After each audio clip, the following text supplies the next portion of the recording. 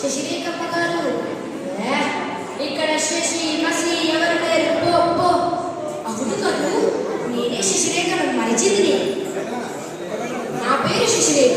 శ్రీకృష్ణుల వారి ఆదేశం వరకు మా సోదరుడు అభిమన్యు శశిరేఖల వివాహం జరిపించుటకు కంకణబద్ధుడినై మాయా శశిరేఖ రూపంలో ఇచ్చటకు వచ్చి ఉన్నాను. ఆ కౌరవ దుష్ట చరిష్ఠయాన్ని నా మాయాజాలంతో తిప్పలు పెట్టి మా సోదరుడు అభిమన్యు శశిరేఖల వివాహం ఏ ఆటంకం లేకుండా జరిపించడమే నా విధి. నేను శిశురేఖను కదూ అన్నట్లు చెప్పడం మర్చిపోయాను. త్వరలోనే ఆ ఉత్తర కుమారుడితో నా పెళ్లి. ఈ కన్యతో ఆ వీరాది వీరుడు ఎటుల ఏగుతాడో ఏంటో అన్నట్టు అడగడం మర్చిపోయాను. నా నడక, నా లావణ్యము శశిరేఖలు పోలే ఉన్నాయి కదూ.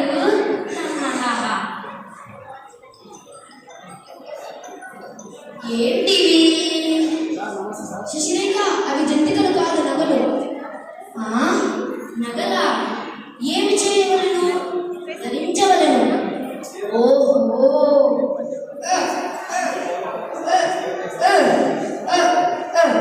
అష్టచష్టాలను అవలీలగా సంధించే చేతులు.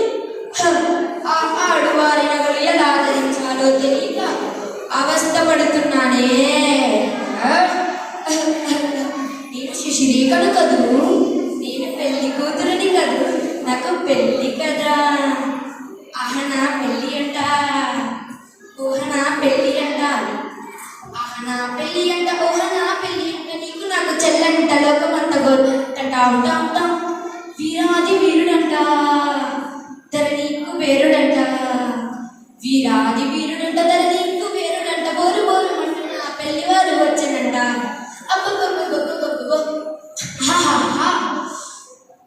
నాట్యం చేసి అలసితిని, ఆకలి కూడా వేయుచున్నది, వాసన కూడా వచ్చుచున్నది. వివాహ భోజనం దైన వంటకంబు వియాల వారి విందు నాకే ముందు. ఔరౌరగారలెల్ల అయ్యార బూరలెల్ల ఓహోరి అరిసెలెల్ల వివాహ భోజనం దైన వంటకంబు వియాల వారి విందు నాకే ముందు. శశిరేఖమ్మ గారు, ఇది చలికత్తి కాదు, చురకత్తి. నిన్ను ఏంటి సఖి ఇలా వచ్చా? ఉత్తర రాకుమారుడు మిమ్మల్ని కలుగుటకు వేచేయుచున్నాడు. ఉత్తర రాకుమారుడా, రాణి రాణి. వ్యూహం అమలు పెట్టే సమయం ఆసన్నమయ్యిందన్నమాట. ఆ భైరవుడిని నా మాయోపాయంతో బెంబేలెత్తించి శశిరేఖ పేరు తలచిన ఇల్లు జలధరించాలి. నేను వెళ్ళే సమయం ఆసన్నమయ్యింది. మళ్ళీ నేను వెళ్ళనా? పెద్దలందరికీ నమస్కారాలు.